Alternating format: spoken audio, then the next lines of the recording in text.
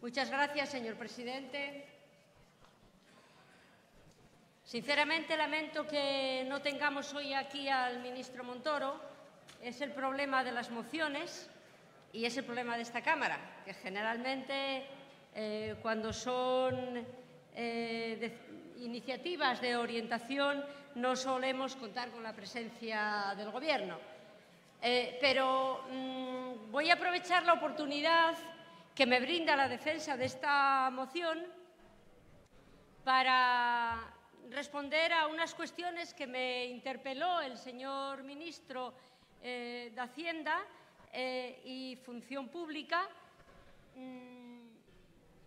en esa cuestión que últimamente el Gobierno tiene mucha costumbre de interpelar al interpelante, es decir, hacer la función de oposición a la oposición.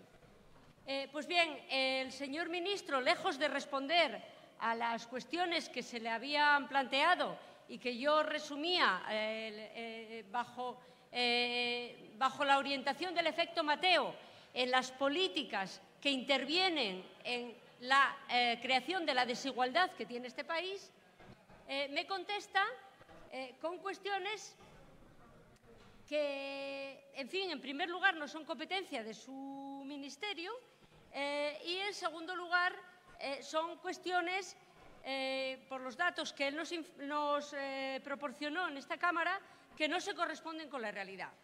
La primera cuestión tiene que ver con los presupuestos destinados a las políticas sociales.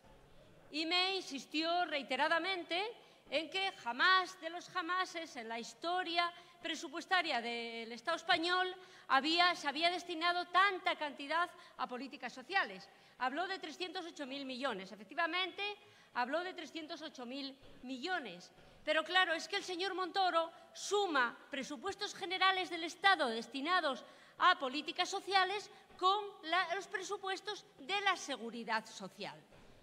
Los presupuestos de la Seguridad Social, que efectivamente en los últimos años crecieron mucho, no tienen nada que ver con la voluntad política del Gobierno, más allá de los recortes o de las decisiones de contención de las pensiones con la última reforma, por cierto, no consensuada en el Pacto de Toledo.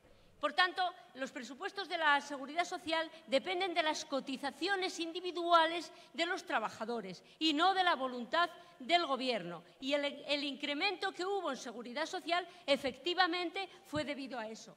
Pero si miramos los presupuestos generales del Estado y los comparamos con los presupuestos del 2011, el porcentaje de gasto social de los presupuestos del 2011 fue del 58%. En concreto, 183.230 millones de euros.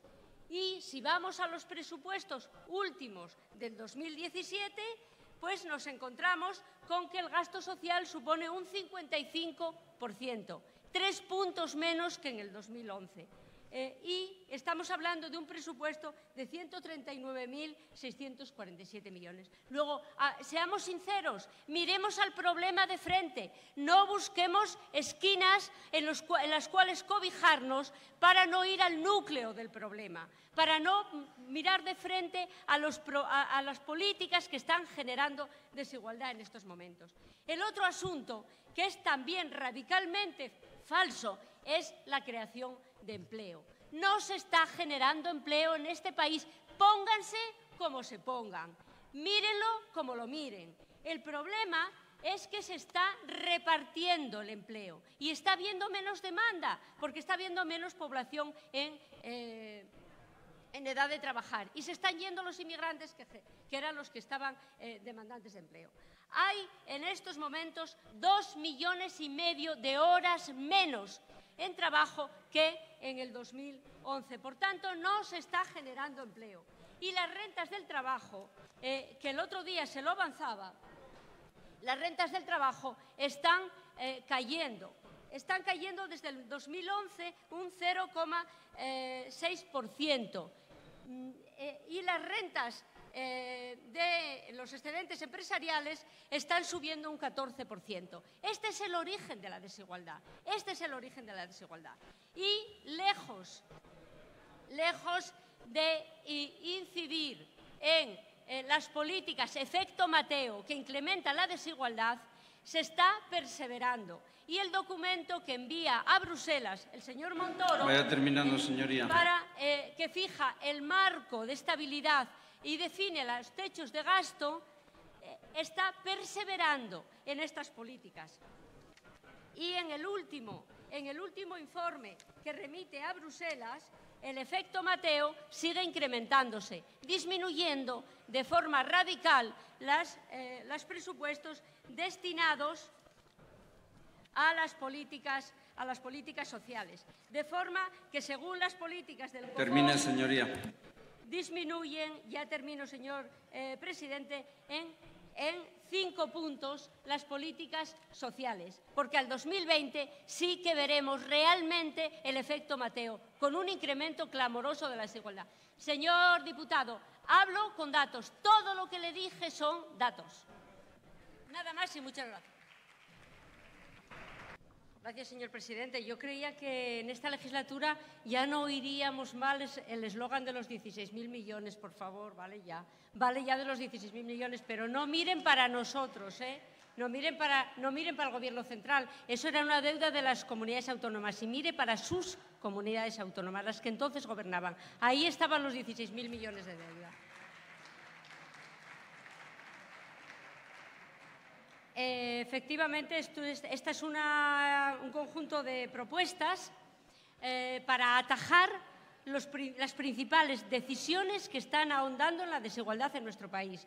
Y la reforma laboral, la derogación de la reforma laboral, ya he dado múltiples datos, el por qué es necesario derogar la reforma laboral, por qué está incidiendo en el incremento de la desigualdad.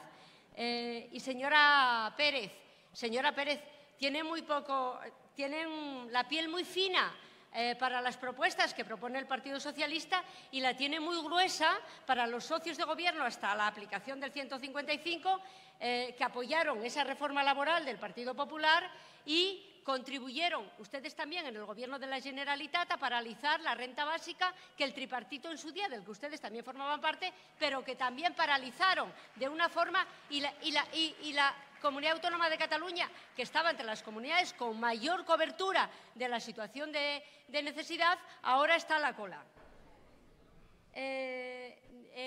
La reforma fiscal del 2015 es imprescindible su derogación, por muchas razones. Se pone en marcha esta reforma laboral al grito del dinero en el bolsillo de los ciudadanos, al igual que Ronald Reagan, por tanto, muy bien la línea ideológica, es la misma frase. Si no lo saben, se lo digo yo y les digo dónde lo pueden encontrar, pero que esta reforma laboral, fiscal, lo que contribuyó es a mejorar las desgravaciones fiscales y las condiciones fiscales de las rentas altas, hasta 7.000 euros, las rentas por encima de 60.000 euros de ingreso anuales. Y las rentas bajas no se enteraron de nada. Y, por cierto, no hay impuesto negativo. Se lo expliqué al señor Montoro, que él lo sabe, pero que no engañen a los ciudadanos. No existe el impuesto negativo. Aprobar el impuesto mínimo vital. Esto, es la situación más lacerante de este país. 2.400.000 niños de nuestro país que viven bajo el umbral de la pobreza y las casi 700.000 familias en las que no entra ningún ingreso y no tienen ningún beneficio ni fiscal ni de ningún tipo. Y esto es algo dramático, en los que este país no puede mirar para otro lado, ni siquiera dormir tranquilo nadie con esta situación de nuestros conciudadanos, que tienen los mismos derechos que nosotros. Nosotros estamos recibiendo beneficios fiscales, ellos ninguno. Ellos ninguno. Y se lo dije al señor Montoro, esta es la situación de las transferencias económicas, las rentas altas las que más reciben, las rentas bajas nada, casi nada. Derogar los reales decretos famosos de ataque a las políticas del Estado de Bienestar. Y todos ellos tienen un solo objetivo: diseñar un nuevo modelo de protección social que este país había abandonado y había superado. y está sustituyendo los derechos de ciudadanía en el acceso a los servicios por otro tipo de condicionantes y de supeditación a situaciones de titular y situaciones de beneficiario. Todo ello ataca a políticas que tienen un importante componente redistributivo y ahondan en el problema que en este país tienen las políticas sociales, que es un escaso componente redistributivo y que hacen especial incidencia este escaso componente redistributivo en las políticas dirigidas a la infancia. Y el resultado final es el de esa pobreza infantil que está hipotecando el futuro de nuestro país.